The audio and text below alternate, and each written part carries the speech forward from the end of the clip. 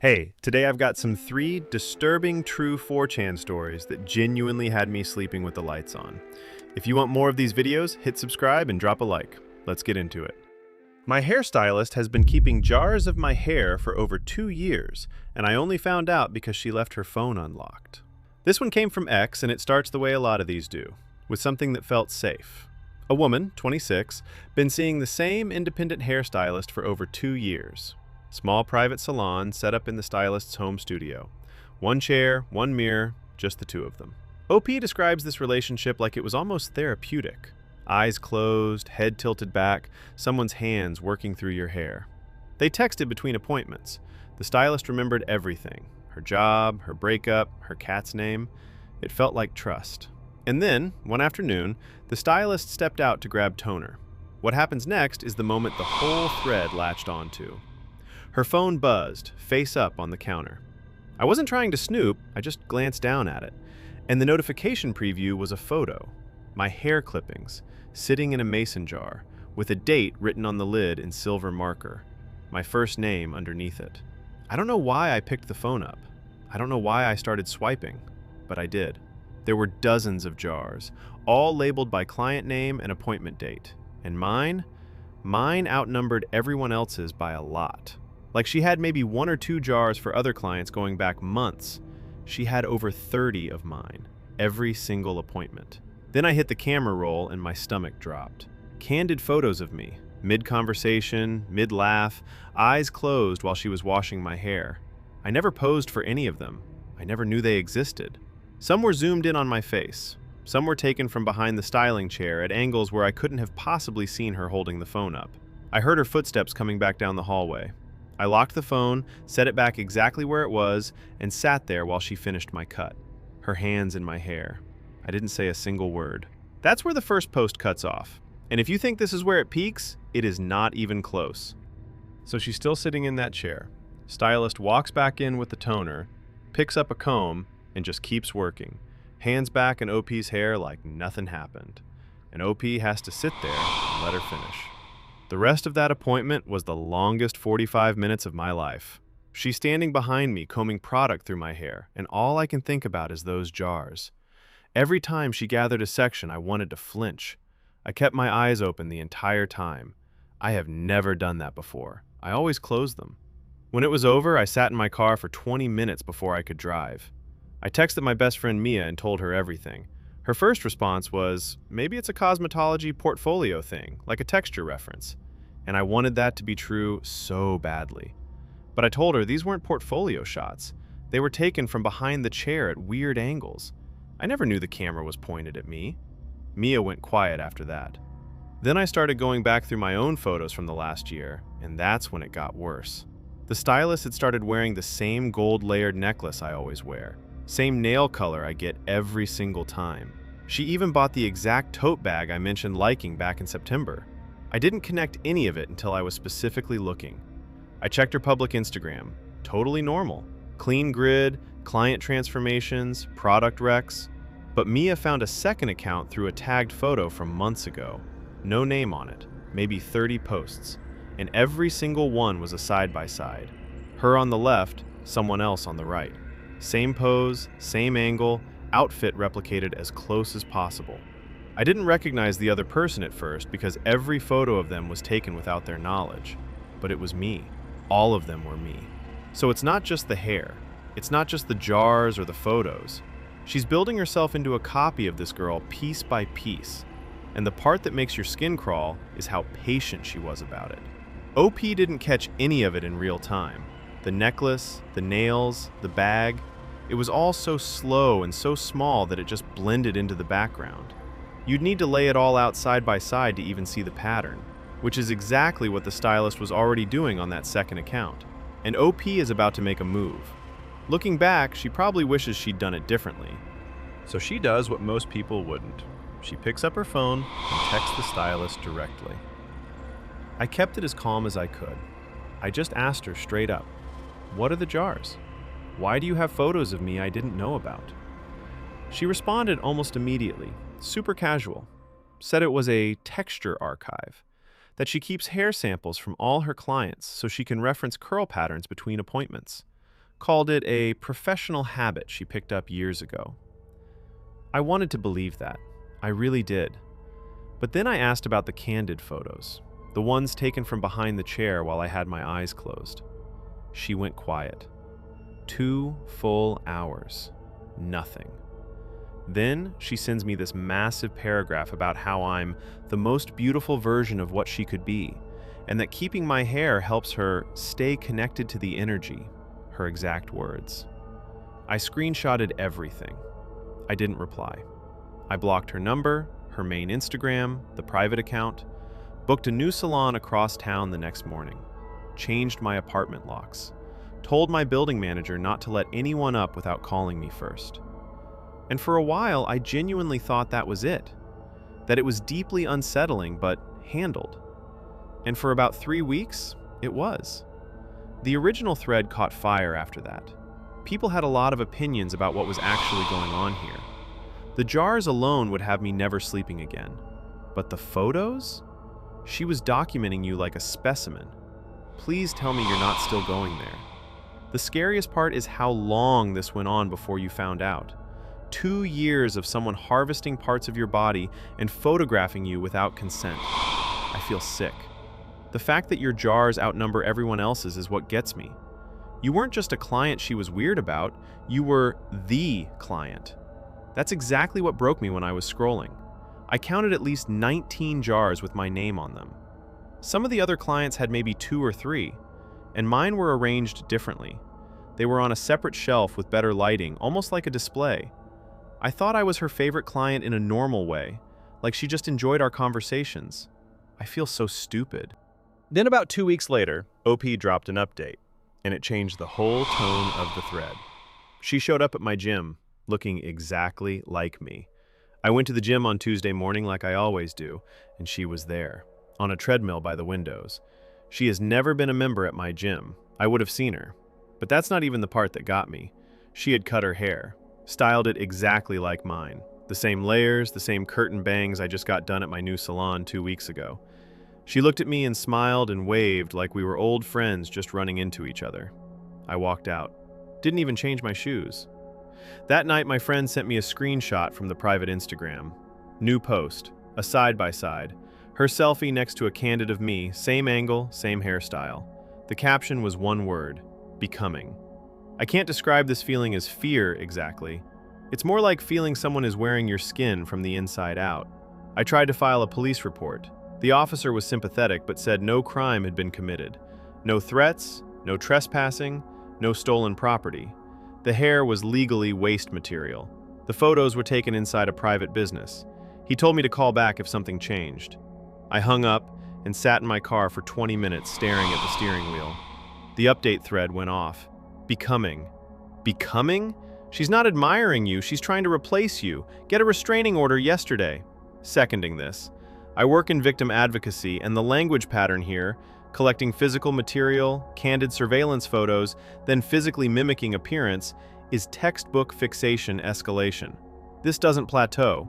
OP needs to document everything and talk to a lawyer even if police won't act yet. I used to think people were paranoid about their hairstylists. I will never think that again. This is genuinely one of the most unsettling things I've read on here. No crime, no case, just someone slowly building a copy of you, and the law saying that's not their problem. So here is where things finally landed. I moved salons permanently. I changed gyms. And then I did something I never thought I would do.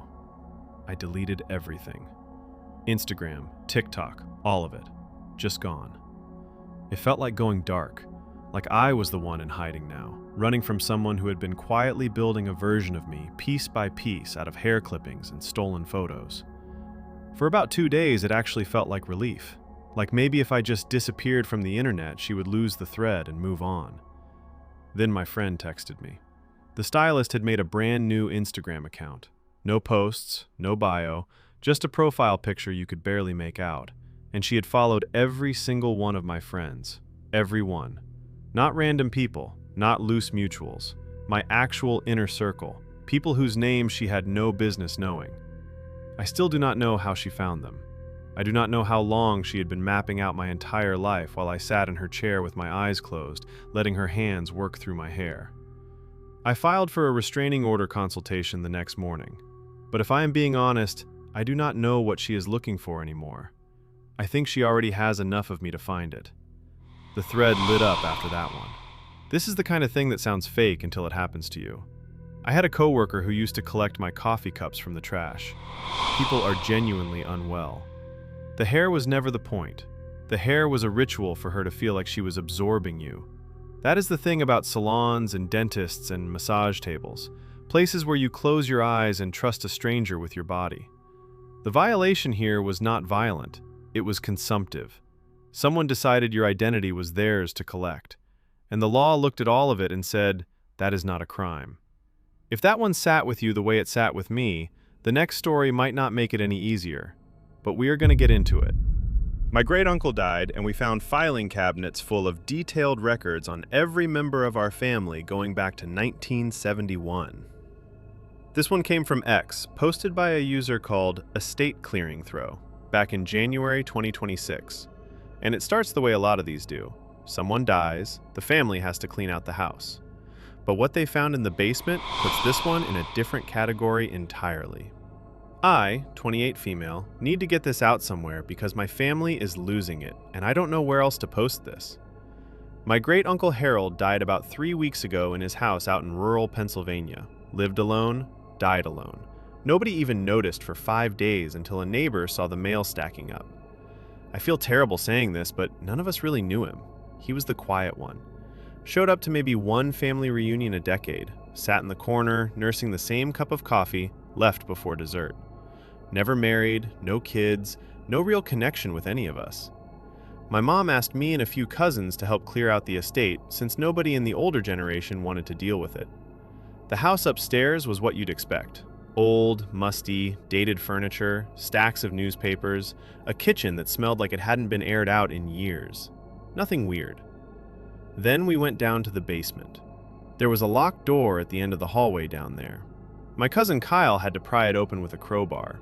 Inside was a room lined floor to ceiling with metal filing cabinets, every single one labeled with a surname. Our surnames. I pulled open the first drawer under my last name, and there was a folder with my full legal name on the tab. Inside was a photograph of me as a newborn, clearly shot through the hospital nursery window from the parking lot outside. On the back, my exact date of birth written in careful, neat handwriting. I called my mom right there, standing in that basement. She told me Harold wasn't even informed about my birth until 3 weeks after it happened. He was not at the hospital. Nobody invited him, nobody told him. But that photograph is real, and it exists. And that is where this post hooks you. Because the question isn't just why Harold had that photo, it's how he was standing in that parking lot, at the right hospital, on the exact right day, for a birth nobody told him about. And those filing cabinets, they weren't empty. So they know what's down there now. The room is real, the folders are real, and OP and her cousins start pulling drawers to see just how far back this thing goes. We pulled drawers for 3 hours straight. Every one was the same. Name on the tab, folder inside, and inside that was someone's entire life. Births, marriages, divorces, job changes, addresses going back to the 70s, medical records, my aunt's hysterectomy, my cousin Derek's rehab, all typed clean with dates and sources I couldn't trace. The photos hit different. Weddings, graduations, barbecues. Harold had shots of all of them, taken from far away, through fences, through car windows. 6 photos from my cousin Steph's 2019 wedding, clearly shot from the parking lot. Nobody invited him, nobody saw him. Steph pulled a photocopy of her own divorce petition from her folder, dated 3 months before she filed. She hadn't told anyone, not even her mom. Tyler found notes on his DUI from 2022. He never told a soul in this family. Harold's handwriting was the same through every single page. Small, neat, completely flat. No opinions, no emotion, just data logged like inventory. Then we found what was behind the last row of cabinets, a family tree on butcher paper pinned to the wall. names and dates stretching backward to 1971 and forward past today. Some of the future dates had small red check marks next to them. That last detail is the one that shifts everything. Because up to this point, you could maybe explain it away. Weird uncle, some kind of obsessive compulsion, a man with too much time and no boundaries. But a dead man who was checking off future dates in red ink? That crosses into territory that doesn't have a comfortable explanation. And somehow, the family tree on the wall wasn't even the worst thing waiting in Harold's basement. The discovery split the family wide open. The family meeting was a disaster. My cousin Marcus wanted to call the police immediately. My aunt said, "Burn it all, every last page." My mom just sat at the kitchen table crying because her file had things in it she never told anyone, not even my dad. And my dad? He was the one who scared me the most. He didn't say a word, just sat there with his hands folded, staring at the table like he was doing math in his head he didn't want the answer to. We agreed not to destroy anything yet, just keep looking. I went back the next day by myself. Upstairs closet had a stack of Harold's personal journals. Most of it was boring. Weather, grocery runs, what he ate for dinner. But every few pages there'd be a single line. Just a name, a date, and something that happened. Karen, loss at 14 weeks, March 2019. Daniel, Route 22 collision, left shoulder, August 2021. Written flat, no emotion, like a log entry. I started checking dates against what I knew. That's when the pattern hit me. Some entries were written months before the events actually happened. Not vague stuff either. Specific dates, specific details, specific outcomes. And the ones that already happened had tiny check marks next to them. I stopped reading after an hour. There's a seam in the basement wall behind the cabinets that doesn't match the rest of the foundation. I'm going back tomorrow with my cousin to pull the cabinets away and see what's behind it. The comments zeroed in on details OP almost glossed over. Please tell me you checked whether any of the files had information that the person themselves didn't know, like medical stuff that only a doctor would have, because that changes the whole picture. Yes. My aunt's file had her breast cancer diagnosis dated 3 days before she says she got the call from her doctor. We checked with her, and she's absolutely certain of the date because it was her wedding anniversary. I don't know how to explain that. I genuinely don't. The photo from the parking lot is what gets me. That's not record keeping, that's hunting behavior. He was watching you before you could even open your eyes. Info. Did he have files on people who married into the family, or only blood relatives? Because that distinction matters a lot for figuring out what he thought he was doing. That last question is the one that kept me up, because the answer changes everything about what Harold thought he was protecting. OP came back a few days later with an update post, and this is the one that changed everything about how people were reading this story. We found a second room behind the wall, and I don't think I should have read what was in it. So we found the seam. My cousin Jake and I went back yesterday morning and pried the panel off. Behind it, another room. Smaller. No filing cabinets this time, just a desk, a wooden chair, and maybe 15 notebooks stacked neatly. The notebooks are different from everything else in that basement. Every entry is dated and written in future tense, not recording things that happened, describing things that hadn't happened yet. He wrote about my cousin Megan's divorce 2 full years before she even filed. Got the month of Aunt Rachel's miscarriage right. My cousin David's car accident. He named the highway, the date, the specific fracture in his collarbone. All correct. My mom's cancer diagnosis, type and stage, written 14 months before her first scan even happened. I went through every single prediction I could verify against real dates. Every one checks out. The last notebook only has one entry, dated 2 weeks before Harold died. It's just my full legal name and a date, November 2027. Nothing else. No description, no context. Just my name and that date. My hands were shaking so bad I could barely hold my phone to photograph it. That last line hit the thread like a freight train. The part that unsettles me most is that he kept going for 50 years and never told anyone. He didn't want credit. He didn't want to be caught. He just wanted to know. That's what makes it feel less like obsession and more like obligation. Like he believed he had to do it. People who do things for 50 years in secret aren't satisfying curiosity. They're serving something. So he just showed up to hospitals, weddings, funerals, and nobody noticed him? For 50 years? Either your family is incredibly unobservant or he was genuinely skilled at not being seen. We'll pick this back up for the final part, but sit with that for a second. So here's where it all landed. The family hired a lawyer to handle the estate and a private investigator to figure out how Harold did it, how he got all of it. The PI came back with nothing. No cameras anywhere on the property, no computer, no email address, no phone record showing calls to anyone outside the electric company and a pharmacy. No subscriptions to any kind of people search service. No Confederates. Harold didn't have friends. He didn't have contacts. He lived alone in that house for 40 years and somehow knew everything about all of us. The family voted to destroy the files. Every cabinet, every folder, every photograph. I was the only one who said no. Not for all of it, just my folder. I took it home and put it in the back of my closet. I've only read the first page. I don't want to know what else he wrote about me. I don't want to know if there are more dates, but I already know about one. November 2027.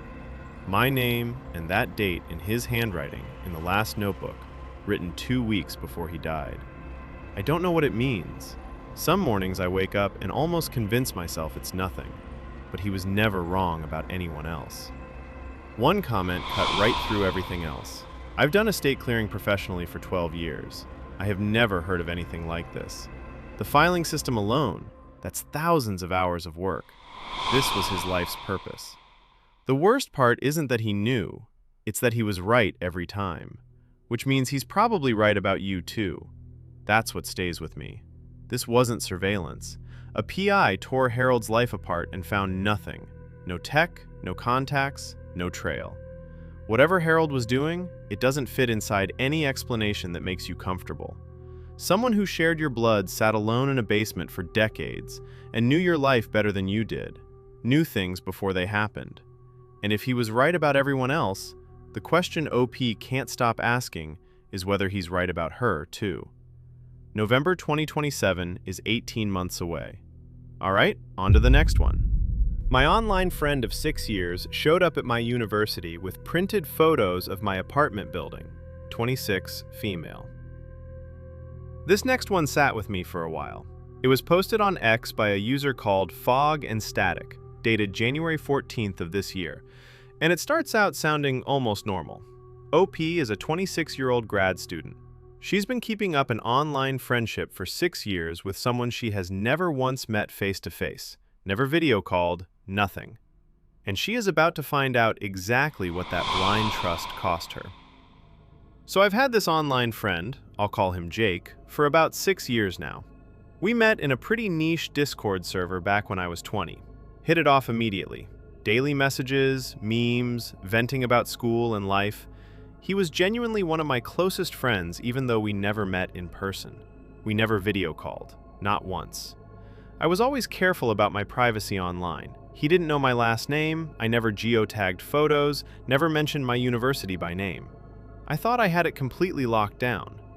Then one afternoon, I'm leaving my department building after a seminar, and I notice this guy sitting on a bench right outside. Something about him looks familiar, but I can't place it. Then it clicks. He looks like the one profile photo Jake posted in the server years ago. He sees me and smiles. Not a creepy smile, warm, friendly. He waves me over and I walk up because honestly, my brain hasn't caught up to what's happening yet. He goes, "Hey, it's me. I've actually been visiting your city on and off for about a year now, just never mentioned it." Then he slides a manila envelope across the bench toward me. I open it. Inside are printed photographs of my apartment complex. Different angles, different times of day, some shot in this golden hour lighting like somebody carefully composed them. He tells me he printed them so I could see how nice my neighborhood looks from the outside. I just froze, because I never told him where I lived. Not once in 6 years did I give him that information. She never told him. 6 years of daily conversations and she never once shared her address, her building, her neighborhood. And this guy had been coming back to her city for a year, quietly, taking photos of where she sleeps. That manila envelope is just the surface. This story goes somewhere you genuinely will not see coming. So she's standing there outside her own apartment building, holding a manila envelope full of printed photos of her apartment, handed to her by someone she has never once met in person. And she does the only smart thing available to her in that moment. She plays it completely cool. I smiled, said something like, "Oh wow, these are great, thanks," and told him I had a study group I was late for. The second I rounded the corner, I started running. Got back to my apartment, locked the door, deadbolt, chain, everything. Then I sat on my bathroom floor for 20 minutes, just shaking. After that, I pulled up every single message Jake and I had ever exchanged. 6 years of conversations. I went line by line looking for anything. A photo with a street sign in it, a mention of my city, my university, anything that could explain how he knew where I lived. There was nothing. No geotagged images, no location check-ins, no slip-ups I could find. I told my roommate Bree, and she immediately wanted to call the police. We started with campus security. They were sympathetic, but basically said since he approached me in a public space and never made any kind of threat, there wasn't much they could act on. I screenshotted every conversation just in case. That night, I messaged Jake. Kept it casual, feeling him out. He responded like absolutely nothing was wrong. Said it was so great to finally meet me, and asked if I wanted to grab coffee sometime this week. No acknowledgement that showing up unannounced with photos of where I live is unhinged behavior. Just warmth. Just friendliness. Over the next few days, I started noticing things. A dark sedan parked across the street from my building that I swear I had seen before. A like on a photo I posted 2 years ago from an account with 0 posts and no profile picture. I could not tell anymore if I was actually being watched or if I was just losing my mind. Both felt equally terrible. And that is the detail that really gets under your skin here. It is not the envelope. It is not the photos taken from multiple angles at different times of day. It is the tone. The complete and total normalcy in his messages afterward. Like showing up to someone's campus with printed surveillance shots of their home is just what good friends do when they are in town. The paranoia is fully setting in now. And honestly, after everything she just laid out, can you even call it paranoia when someone already proved they know exactly where you sleep? Sometimes the pattern you are seeing is the real one. So OP does what you're supposed to do. She goes to the police. I filed a formal report the next morning. The officer was honestly really kind about it. He listened to everything, looked through the photos, took notes. But then he explained that because the pictures were taken from public sidewalks and public property, there was technically no crime. No trespassing, no threats, no contact order violation. Just a guy with a camera standing where anyone could stand. That's when it hit me that the law wasn't built for this. So I did the only thing I could think of. I started going through everything. Every Reddit post I'd ever made, every Discord server, every archived tweet. And I found things. 3 years ago, I made a throwaway comment complaining about my city's bus system being 20 minutes late. Mentioned the route number. There was a screenshot I posted in a server where if you zoomed in, you could just barely make out a street sign in the background. A photo of my cat on a windowsill where the building across the street was partially visible. None of it felt like anything at the time. But if you're patient and you know what to look for, each one is a puzzle piece. And Jake had 6 years to put that puzzle together. The thread started filling up fast after this. The golden hour comment is one of the most skin-crawling things I've ever read on here. He rehearsed that. He had that line ready. The fact that he wasn't even nervous when you saw him. He was excited. He thought you'd be happy. That disconnect is terrifying. Please tell me you've checked whether any of your other online friends have overlapping speech patterns or posting schedules with this guy. If he made 3 alts you know about, there could be more. I've been going through everything with a friend who works in InfoSec. So far, we've confirmed the 3 alts, but there are 2 more accounts that went dormant right around the times his main account would go quiet for a few days. Same writing quirks. He always uses double dashes instead of M dashes and starts sentences with "honestly" when he's about to lie. I feel like I'm doing forensics on someone I used to tell about my bad days. And that last line is doing a lot of heavy lifting. Forensics on someone she used to trust with her bad days. OP went quiet for almost a week. Then she came back with an update post. He picked my apartment for me, and I can prove it now. I almost didn't come back here, but that one comment, the one asking if I chose my apartment on my own, it wouldn't leave me alone. So I went back to the housing subreddit where I first asked for apartment recommendations 2 years ago. The account that suggested my complex was a woman who said she'd lived there for 3 years and loved it. Friendly, detailed, helpful. That account was created 2 months before my post and went completely dormant after I replied saying, "Thanks, I'll check it out." I kept pulling the thread. I found 2 more accounts. One in my university's subreddit that casually confirmed details about the campus area when I was deciding between programs. One in a hobby Discord server I was active in that slowly asked me questions about my schedule and routine over the span of months. All 3 accounts were created at strategic times. All 3 went quiet once they got what they needed from me. Jake didn't just figure out where I lived, he decided where I would live. He planted a recommendation and waited for me to take it. I picked that apartment because a stranger on the internet said it was nice, and that stranger was him. I don't know how many of my decisions were actually mine. I have no way of knowing how deep this goes. That last line sat with the entire thread. The housing subreddit thing is what broke me.